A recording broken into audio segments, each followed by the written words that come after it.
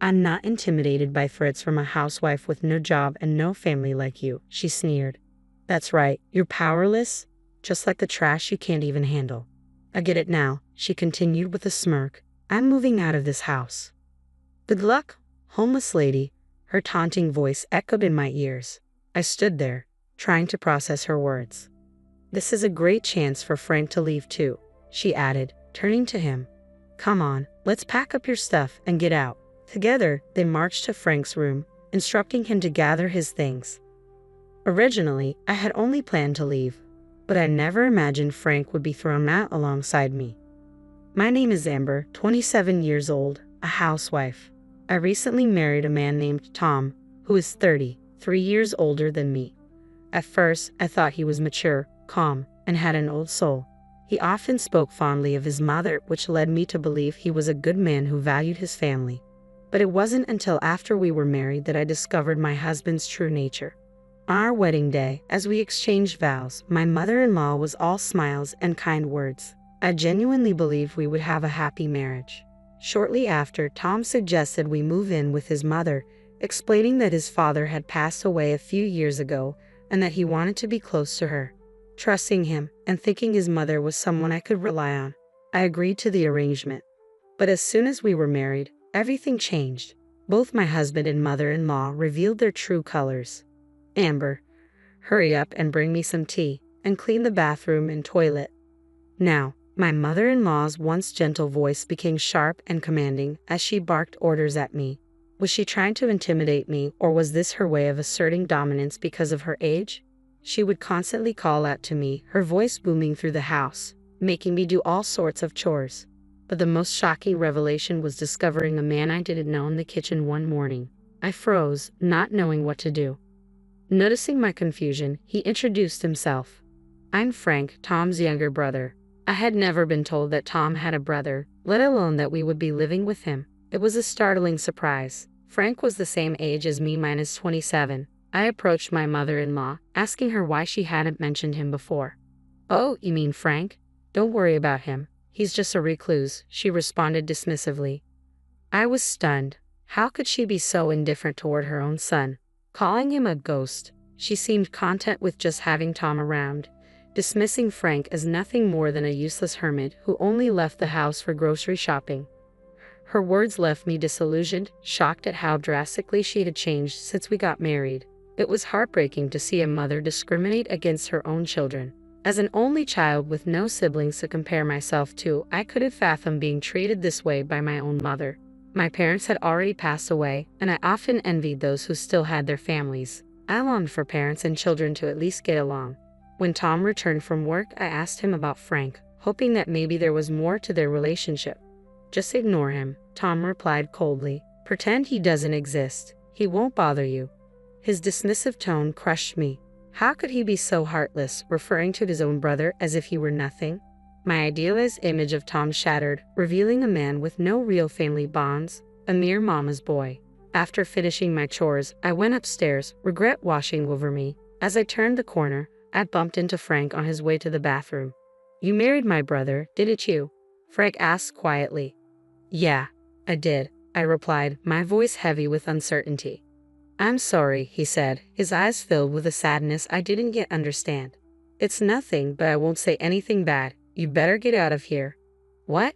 I asked, startled. I'm sorry, but you should consider getting a divorce, Frank continued, his tone serious. His words stung, leaving me confused and a bit offended. I couldn't believe what I was hearing. I had married my husband because I loved him, and here was his brother, someone I barely knew, suggesting I end our marriage after just one day. It felt surreal. It's none of your business, I retorted. I can handle it. I'm a competitive person. Frank sighed. I'm sorry about that, he said, bowing his head. I'm also sorry for my outburst. I stared at him, taken aback. Just moments ago, I thought he was completely out of line, but now, seeing him apologize so sincerely, I wasn't sure what to think. Maybe he was genuinely trying to warn me, trying to be kind in his own way. As I was processing his words, Frank excused himself and retreated to his room. My husband and mother-in-law had always referred to him as a reclusive oddball, someone they barely acknowledged. But I found myself seeing him differently. He seemed like a decent person, polite even, nothing like the way they described him. The next morning, as I was setting the table for breakfast, Frank came downstairs to grab a drink. "Good morning, Frank," I greeted him with a smile. "Why don't you join us for breakfast?" "Good morning, Amber. Thank you for asking," he replied, but his glance quickly shifted to his mother. "Amber, I'm not eating breakfast with that thing. Just serve the food." My mother-in-law snapped, her tone icy. Frank gave me a brief, apologetic look before quickly retreating to his room. I wanted to apologize for my harsh words the previous day, but the opportunity slipped away. "Hey, just stick to doing the housework, okay? Don't do anything unnecessary," my mother-in-law barked at me, her glare fierce. I was stunned by her hostility. No matter how much she disliked me, I never expected to be treated this way. Even worse was how my husband's attitude had shifted overnight. "What's for lunch today?" he demanded later that day. "Curry," I replied hesitantly. "You should have told me earlier. I had curry for lunch too," he snapped. "How is that my fault?" I thought, but I kept my mouth shut. Why didn't he call me to let me know? It seemed absurd. "Hey, you're not apologizing. Who do you think you are? You're here to do the housework. Understand that," he shouted, his voice harsh and commanding. I stood there in shock, unable to respond. It was becoming painfully clear that Tom didn't love me. He just wanted a housekeeper. It was heartbreaking to realize how calm and indifferent he could be while saying such terrible things. They didn't care about me. They just wanted to make their lives more comfortable, using me as a tool to do so. As I watched them laugh and joke in the living room, I felt a growing sense of isolation, knowing I was merely a convenience to them. I walked upstairs, and as soon as I reached the top, the tears I had been holding back began to flow. I couldn't contain them any longer. Suddenly, a hand gently offered me a handkerchief. "I still think you should leave," said a familiar voice. I looked up and saw Frank standing there. "I'm sorry," I whispered, my voice trembling. "I'm so sorry." I wiped my tears hastily, feeling embarrassed. "I'm sorry I used your handkerchief." "No," Frank replied softly. "I gave it to you because I wanted you to use it." He paused, then added, "I heard what my brother and mother said. They're the worst." His words caught me off guard. "What do you mean by that?" I asked, my voice barely steady. Frank sighed and shared something that made my heart sink. He told me that he had been in a similar situation before. Apparently, my husband had once been engaged to another woman, but she ran away just before the wedding because my mother-in-law and husband had treated her the same way they were treating me now. Hearing this, I felt a wave of relief, mixed with despair. It all made sense now. Their kindness before the marriage was just an act, a facade to keep the bride from fleeing. How could I have been so blind? I had trusted them, and now I felt utterly hopeless. But what could I do? I had nowhere else to go. I was just a housewife with no income and no means to leave. My husband and mother-in-law wouldn't even let me get a part-time job, let alone move out and rent a place of my own. I felt trapped, and all I could do was cry. Then Frank spoke again. "If we keep talking here, it'll look suspicious. Let's meet at a coffee shop next time if you'd like." He handed me a piece of paper with his contact information on it. I nodded, slipping the paper into my pocket as he quietly returned to his room. Determined to regain control of my life, I decided that I had to leave this house. My survival had just begun. "I'm going to the city office to take care of some things, and I'll stop by the supermarket on my way back," I told my mother-in-law as I prepared to leave. "Don't even think about leaving any chores undone," she snapped, her eyes narrowing. But I had made sure everything was in perfect order before I left. As I walked out the door, she mumbled something about not accepting it if I was late for dinner. I pretended to agree and headed straight to the coffee shop where Frank and I had agreed to meet. Over coffee, I confided in Frank. I told him about my parents, how they were gone now, and how I couldn't rely on them anymore. I shared that I had canceled the lease on the house I was renting before the marriage and had quit my job, leaving me with nothing. But deep down, I knew I had to find a way out. This was just the beginning, and I was determined to survive. I told Frank that I would have to start my life over from scratch. It's hard to move out of the house under these circumstances, isn't it? The biggest obstacle is the work. I'm tied up with my mother-in-law and husband from early morning until late at night. Frank seemed deep in thought for a moment before asking, "Amber, can you draw?" I blinked, caught off guard. "Ha! What do you mean?" He smiled. "I mean, can you draw? Like art?" "Well, yes," I replied hesitantly. "I went to art school before." "Really? That's great." Frank's eyes lit up. Just in time. There's a manga artist I know who's looking for an assistant. You can work remotely. But I don't have a computer right now, I said, feeling a bit deflated. No problem, Frank said reassuringly. I'll lend you mine. I have an extra one I'm not using. Really? Thank you so much, I exclaimed, surprised by his generosity. But why do you have an extra computer? What do you do for a living? Frank chuckled softly. It's kind of you to ask. You don't think I'm just a recluse, do you? No, not at all, I said quickly. You're always polite and well-groomed. I never thought that. He nodded. I work from home. I'm actually an engineer. I used to work for a company, but now I run my own business. I was astonished. Really? I had no idea you were a business owner. Yes, Frank continued. It's easier for me to manage things this way since I take on projects independently. We also have a few web designers as employees, but everything is done remotely. So that's why you're home all the time, I mused. But your mother and Tom said you just stay home doing nothing. You haven't told them the truth. I don't see any benefit in telling them, he replied calmly. True, I agreed. But if you're such a successful manager, why don't you just leave that house? Frank's expression turned serious. That's a story for another time. Right now, we need to focus on you. Let me introduce you to the manga artist. Without wasting any time, Frank made a phone call, and soon, he had arranged a remote interview for me with the manga artist. The interview was set for Wednesday, a day when my mother-in-law usually had her lessons and would be out with the other participants afterward. I was able to schedule the remote interview during that time, and it seemed to go well. I must have made a good impression because I was hired immediately. Given my situation, they offered to send the necessary documents to Frank's address, ensuring everything remained discreet. With the job secured, the next step was finding a new place to live. I have a friend who works in real estate, Frank said. He can get you a good deal. I couldn't help but wonder who this guy was. He seemed to have endless resources. Thanks to Frank's connections, our search for a new place went smoothly. We quickly signed a lease on a place that fit my needs perfectly. Just when everything seemed to be falling into place, things took a turn. One night, I was awakened by my husband who had just returned home, slightly drunk. Hey, where's dinner? He demanded, shaking me awake. Dinner? It's midnight, I replied groggily. You said you didn't want to eat because you were going out for drinks. Shut up, he snapped. The king comes home, and you won't even get up to greet him. Now you're saying you didn't cook dinner? You're a worthless wife. His words cut deep, igniting a fire in me. Do you have any idea how hard I've been working with your mother for you? I shot back. How dare you act so superior to me? Because you're my wife, he sneered. A wife should support her husband, and your job is to take care of the house. If you can't do that, don't stand against me. A wife who can't do housework is nothing but trash. As he finished speaking, I heard the door creak open. My mother-in-law entered, looking just as displeased. You're nothing but trash, she said coldly. And Frank is trash too. This place is a dump. My husband snickered at her words. Yeah, it's time to take out the oversized trash.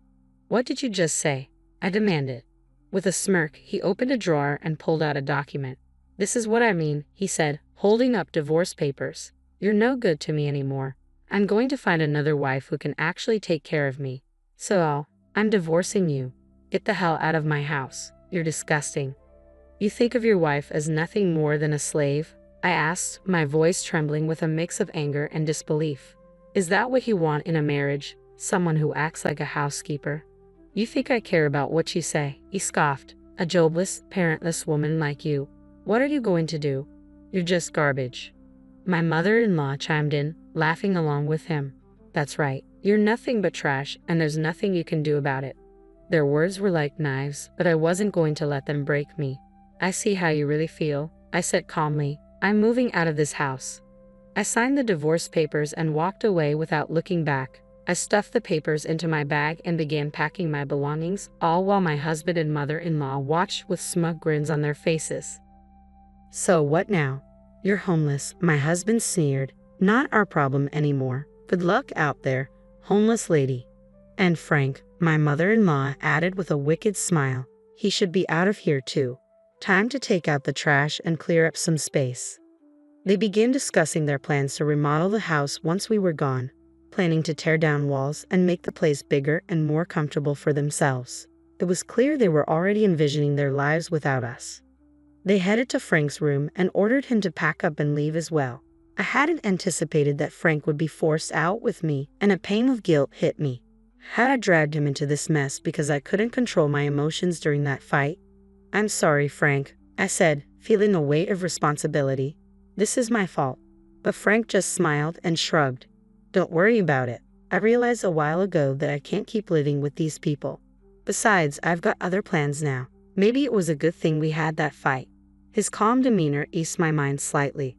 At least he didn't seem too upset about leaving. 2 days later, on Wednesday, when my mother-in-law was out of town, Frank and I called a moving company and left for good. As we finished moving, my mother-in-law called my new place. "Don't worry, we're all gone," I said into the phone. "Frank and I moved out together." "Good," she replied, her voice dripping with satisfaction. "I'm glad I don't have to see you two anymore." She hung up, clearly pleased with herself, but she had no idea what was coming next. Frank and I were planning our revenge, though we kept it to ourselves for now. Moving into a rented house, I managed to settle in and start fresh. Thanks to Frank, I received a substantial settlement from my husband in the divorce. Frank had overheard my husband and mother-in-law's vile comments during our fight and secretly recorded them. Their statements were so damning that they fell under marital and family status harassment. This evidence was crucial in proving that the divorce was entirely due to my husband and mother-in-law's behavior. With that chapter closed, I could finally begin my new life. I managed to secure a substantial alimony settlement, a small victory in my revenge against my ex-husband. Frank's friend, a lawyer, handled the legal side for me. My ex-husband was completely blindsided by the court's decision and accepted the payment without question.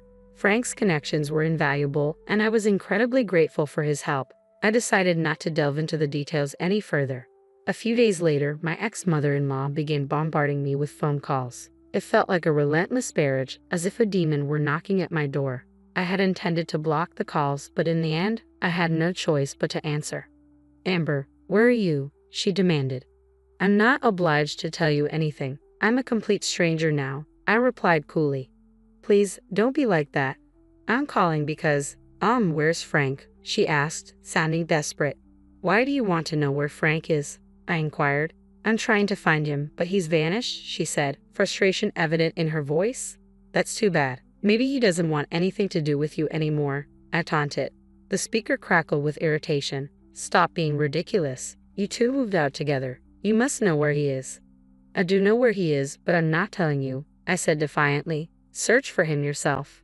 "Where are you anyway?" she continued. "You have no home, no job, no place to stay. If you beg, I might let you back, but you'd only be a housekeeper." "Why would I come back to you?" I retorted. "I have a job and a place to live now. There's no reason for me to return." "That's a lie." My ex-husband's voice broke through. He seemed astonished that I had managed to turn my life around so quickly. "I won't correct you," I said. "But if you call me again or show up, I'll call the police." "Wait a minute," he shouted as I hung up the phone. I promptly blocked both his and my mother-in-law's numbers. They were frantic because they had just realized the truth. They had mistakenly believed that my father-in-law had left them a fortune, but it was actually Frank who had been transferring money to his mother's account each month. When Frank was forced out of the house, he stopped the transfers. My mother-in-law thought Frank was just a recluse, not realizing that the money she relied on was gone. Frank had cut ties with his family after being ousted, leaving them in financial ruin. My ex-husband, unable to pay the alimony, was left struggling, and my mother-in-law was now facing financial hardship without the regular transfers. Neither of them deserved my sympathy. They had treated Frank terribly, and now they were facing the consequences. Meanwhile, Frank had purchased a luxury flat in Tokyo and was living comfortably. The truth was, he had been providing for his family all these years to honor a promise to his father. His father, who had passed away, had asked Frank to take care of his mother and brother despite their unkindness. Frank's dedication to his father's wish was both admirable and heartbreaking. He had endured so much to fulfill that promise, only to be mistreated by those he helped. When I met with Frank after moving out, he shared the story of his promise to his father. I agreed with his decision and hoped for his happiness. Despite the painful deception I had faced, Frank's support had been a beacon of hope. A year later, Frank proposed to me, and that's a story for another time. The drastic change in my life after my marriage ended was painful, but I was glad to have found happiness with someone as reliable as Frank. Life had presented its obstacles, but now happiness seemed within reach. Thank you for following my journey until the end. If you enjoyed this story, please subscribe to our channel. See you in the next video.